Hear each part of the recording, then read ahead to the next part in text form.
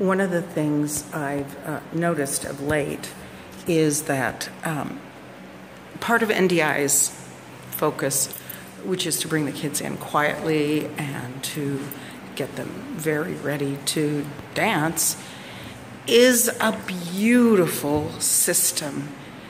But for those of us that teach public school children, I'm not saying it isn't achievable, but there is a different culture here where you don't necessarily get complete buy-in, number one. And number two, there are children that are, because they have to be in your class, they may have issues, may have trauma, may have different things that really don't allow them to fully embrace your style, your technique, your ideas.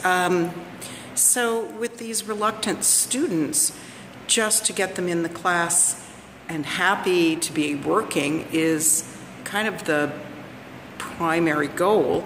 I look back at my time at NDI and it was beautiful. They'd bring the kids in, they'd be quiet, they'd listen.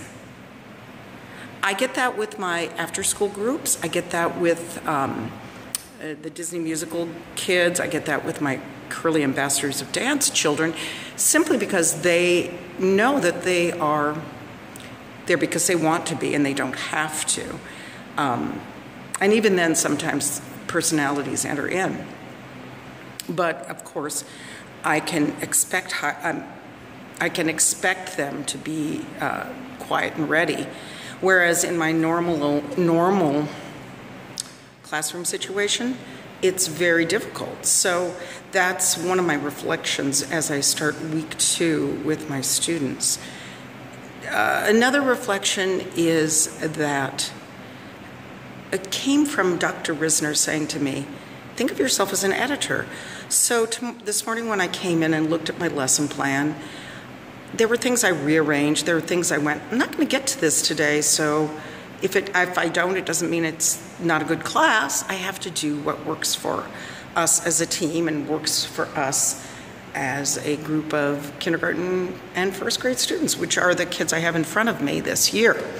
I also have what's called ABA. I think I've mentioned it before. ABA students are those students who either have a behavioral issue, challenge, or they are on the autism spectrum. So there's not a huge ability to run classes traditionally. We have to find new routes. And I'm playing around like that mostly, like an editor.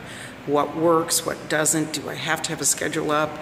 And mostly this first 2 weeks, at least, are about learning who I have in front of me and how to best serve them. So this is September 17th, week 2, day 1 of the week.